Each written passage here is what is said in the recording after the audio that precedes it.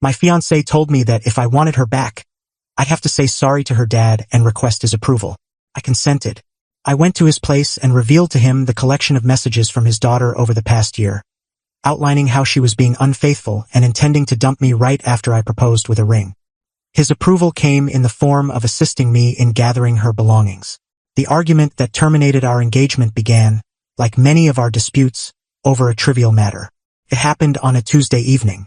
I just returned from an exhausting shift at the building site where I serve as a site supervisor. My partner, Megan, was irritated because I'd neglected to grab the particular type of handcrafted, oat-derived, responsibly produced coffee additive she preferred. I'd purchased an alternative, entirely acceptable version of oat additive. This was, evidently, an unforgivable offense. The disagreement intensified rapidly. The coffee additive wasn't the actual problem, naturally. It represented something. It stood for my supposed carelessness, my disregard for specifics, my inability to put her precise preferences first. In under 10 minutes, we were embroiled in a major partnership-destroying conflict. "I can't handle this any longer, David," she shouted, her cheeks red with a staged, practiced fury. "I can't stay with a guy who doesn't pay attention, who doesn't show concern. It's over between us." She announced the end of our 3-year bond due to a container of coffee additive. I remained silent. I simply stood there, an odd feeling of serenity enveloping me, because I was certain beyond doubt that this wasn't a genuine quarrel. It was an act. It was the concluding part of a script she'd been crafting for more than a year, and she just performed her grand, emotional speech. I knew this since I'd examined the script. Allow me to clarify. Roughly a year earlier, I uncovered something entirely by chance. We share a tablet and iPad that typically rests on the living room table. I grabbed it one night to search for a cooking guide. Her messaging app was still active. The top message was from a guy called Julian. It included a photo of them during a meal she'd claimed was a professional gathering. The text beneath it stated, "Looking forward to when you're finally rid of that dull site supervisor, so we can do this daily." My pulse raced. I scrolled further, and there it was, a full year's record of their exchanges. A precise, dated account of her infidelity. But it went beyond mere cheating. It was a scheme, a deliberate, strategic, emotional, and monetary escape plan. They ridiculed my career, my buddies, my simple, reliable existence. They described their hidden encounters, their getaway weekends, and they mapped out their upcoming life. The scheme was straightforward. Megan would keep residing with me, benefiting from the stability of my consistent earnings, as I accumulated funds for a proposal ring. She was to insist on a certain dimension and grade of gemstone. As soon as I placed the ring on her finger, she would fabricate a huge, bond-shattering argument, end things with me, and then, following a brief, appropriate interval, she and Julian would announce their relationship. The ring was the reward, the initial capital for their fresh start together. I remained seated for hours that evening, my reality falling apart. My initial reaction was to hurl the tablet at the wall, to challenge her, to yell. But my anger soon gave way to a cool, silent, and profoundly enduring resentment. A personal showdown would pit her claims against mine. She would deny it. She would manipulate me psychologically. She would label me an obsessive fiend for checking her messages. No, a disloyalty this severe merited a more refined, more definitive repercussion. Thus, I chose a path. I would act my role. I would portray the affectionate, oblivious partner, and I would gather the proof. Every couple of weeks, when she was away, I would access the tablet and carefully capture images of their continuing discussions. I stored them in a protected, coded directory, sorted by timeline. I observed their conspiracy develop live. I viewed her grumble that I wasn't accumulating for the ring quickly enough. I saw Julian suggest ways for her to create disputes to heighten my insecurities. I possessed a year's collection of their plot in flawless, irrefutable form. So when she positioned herself in our kitchen, yelling about the coffee additive, I understood precisely what was occurring. This was the climax. I'd lately informed her that I'd at last saved sufficient and was beginning to shop for rings. This dispute was her advance attack, the rationale for the separation she was on the verge of starting. I allowed her to rant until she was drained. Then I fulfilled my role. I expressed regret. I showed heartbreak. I implored her not to discard our connection. This, naturally, was precisely what she desired. It boosted her self-esteem, and it prepared the ground for her ultimate condition. She permitted me to plead for a day. Then she approached me, her demeanor one of solemn, majestic gravity. "If you're genuinely remorseful," she declared, "if you truly wish for my return, there's solely one method. My dad is the most vital male in my existence. His view is paramount to me. You must visit his home, express regret to him for your actions, and officially seek his permission to pursue a relationship with me. I require assurance that he endorses you, that he thinks you're worthy enough for me." It was the most ridiculous, most outrageously controlling requirement I'd ever encountered. And it was ideal. Her dad, Mr. Henderson, is a decent individual, a traditional, straightforward fellow who established his own building firm from scratch. He prioritizes truthfulness, uprightness, and diligence above everything. He and I have always meshed well. He appreciates me because I'm direct. He has no clue his daughter is a serpent. She believed she was dispatching me on a quest of degradation. She assumed I'd approach her dad, submissive and pleading, reinforcing her dominance over me. She had no inkling I was about to approach her dad and deliver a comprehensive, irrefutable file on the genuine nature of his daughter. "Fine," I replied, my tone laced with false, subdued genuineness. "I'll proceed. I'll go speak with your father." Update 1. I granted Megan a complete day to relish her triumph. I allowed her to think I was a shattered individual, anxiously gearing up for my journey of contrition. On Thursday afternoon, I phoned her dad. "Mr. Henderson," I stated, my tone firm. "It's David. Megan and I experienced a significant disagreement, and I feel I owe you an apology for the upset it's inflicted on her. She also mentioned it was crucial to her that I obtain your approval for our future. I hoped I could stop by this evening to converse with you directly." Mr. Henderson, a man who values classic etiquette, was evidently satisfied. "Certainly, young man," he responded, his tone cordial. "My entrance is always available. Arrive around 7. Prior to departing my residence, I assembled my evidence. I devoted the previous year to compiling the captures into one sequential digital document. I produced the whole 150-page file on paper. I also transferred the file to a fresh, unused tablet I'd acquired just for this occasion. I desired for him to view the messages precisely as I had, in their original setup. I reached his residence at 7 precisely. He greeted me into his office, a cozy, paneled space scented with hide and timber shavings. He provided me a beverage, and we settled in 2 spacious seats. "Very well, David," he started, his look earnest yet compassionate. "Megan is quite distressed. She mentioned you two had a severe argument. What's troubling you?" This was the instant. I avoided becoming sentimental. I laid out my argument like a site supervisor describing a vital construction flaw. "Sir," I commenced, "I'm present to request your approval, but not as Megan anticipates. I'm here out of respect for you and because I think you merit knowing the facts about the individual your daughter has turned into. Over the past year, I've been subjected to a planned, extended deceit, and I possess evidence." I positioned the bulky printed file on the surface between us. "This," I explained, "is a log of the recent 12 months of communications between your daughter and a man named Julian." He examined the file, then me, his face stiffening with bewilderment and worry. "Before you peruse that," I added, "I want you to witness it directly." I passed him the new tablet with the conversation chain already displayed. I found these unintentionally on our joint iPad at home. Once I grasped the situation, I started recording them. He accepted the tablet. For the following hour, the sole noise in the space was the soft glide of his finger across the display as he navigated through a year of his daughter's deceptions. I observed his expression. I witnessed the starting puzzlement shift to astonishment. The astonishment evolved into a profound, intense grief, and the grief gradually, unavoidably, transformed into a chilly, solid rage. He reviewed the texts where they derided my occupation. He reviewed the accounts of their covert excursions.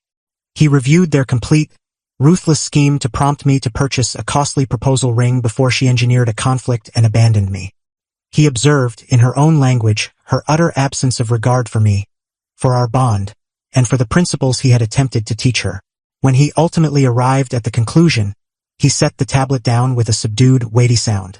He avoided eye contact. He merely gazed at the wall for an extended period. "The coffee additive," he eventually uttered, his tone a deep murmur. "The dispute concerned coffee additive." "Yes, sir," I confirmed. That was the fabricated conflict she had been orchestrating for months. He at last turned to regard me, and his gaze held a dreadful, blazing letdown. "She is not the lady I believed I nurtured," he stated, his tone laden with a sorrow that surpassed wrath. He rose and approached the window, peering into the darkness. "You arrived here to seek my approval," he remarked, facing away. "And you possess it. You have my approval to distance yourself from my daughter as much as feasible. You are a fine individual, David. You construct things. You're truthful. You merit far superior to a child of mine who would descend to this." He pivoted back to confront me, his look now one of stern determination. "This is not your disorder to resolve," he declared. "It's mine. I will manage this.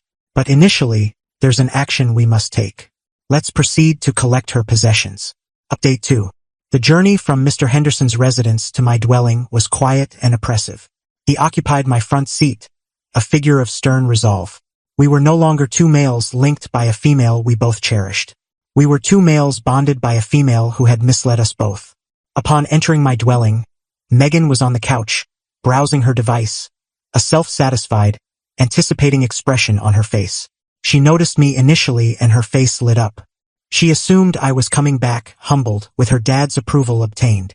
Then she spotted her dad enter after me. Her grin disappeared, supplanted by her expression of total bewilderment. "Dad? What brings you here?" Mr. Henderson ignored her query. He simply advanced to the room center, his gaze surveying the area. He observed the images of them on the walls, the minor items she had gathered. Then he regarded her, and his expression was one I'd never witnessed previously. It was a gaze of deep, icy disillusionment. "Gather your items, Megan," he commanded, his tone a low, threatening growl. "You're departing." "What?" she faltered, leaping up.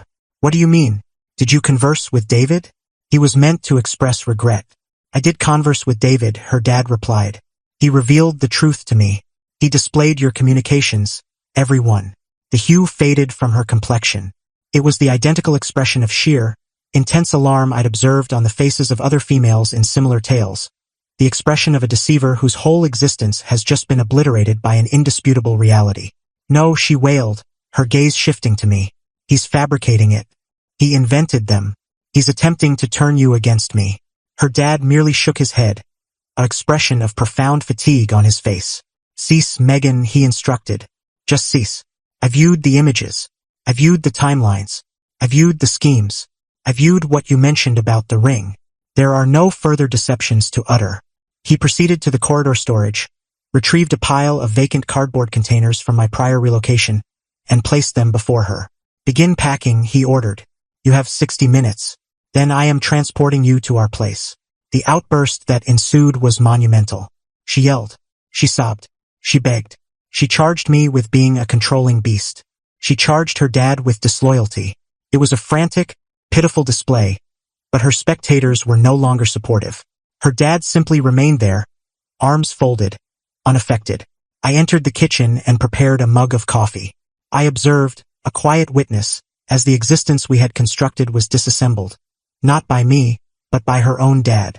He was systematic. He guided her, instructing what to include. He was not harsh, but he was resolute. When she attempted to include the costly computer I'd gifted her for her celebration, he halted her. "That's not yours," he stated. "You will remove only the items you introduced to this residence and nothing more." 60 minutes later, the main room was packed with containers. Her dad required her to transport them to his vehicle individually. As she carried the final container, she paused before me. Her face was a chaos of sorrow and fury. "I despise you," she whispered. "I know," I responded serenely. Her dad returned for a final inspection. He approached me and placed a palm on my arm.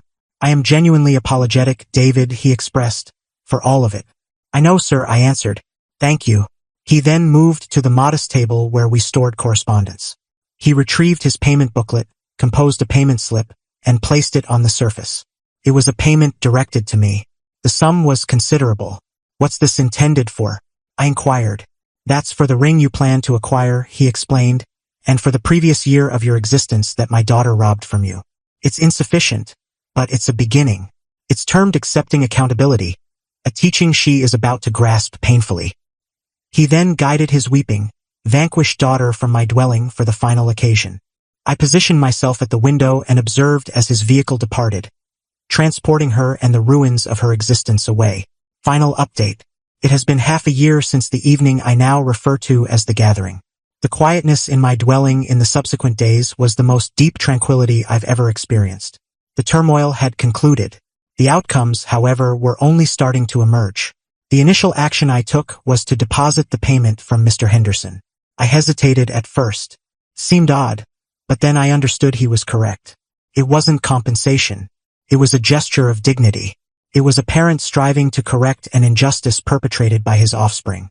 I utilized the funds to settle the remainder of my educational debts and to arrange a much-needed journey to see my relatives. The account of Megan's fate reached me via her dad. He and I have maintained contact. We convene for a meal monthly. He has evolved into a companion, a guide.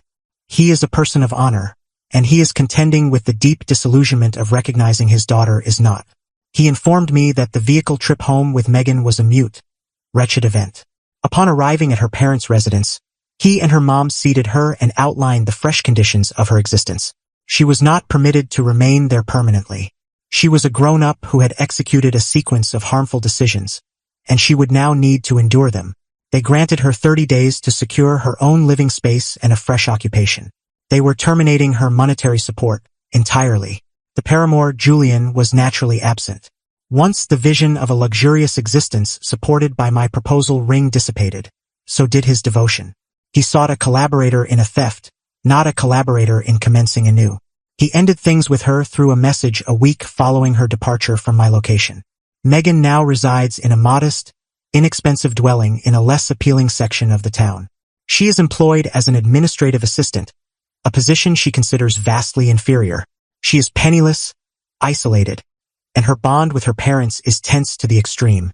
They care for her, but they no longer believe in her. She is, for the initial time in her existence, genuinely independent. Her dad once shared with me, during one of our meals, that the most challenging aspect for him was not the infidelity. It was the deliberate, strategic essence of the scheme. To be unfaithful is a frailty of the body, he remarked, but to conspire for a year to swindle a decent man who adores you, that is a frailty of the spirit. That is a decay that penetrates deeply.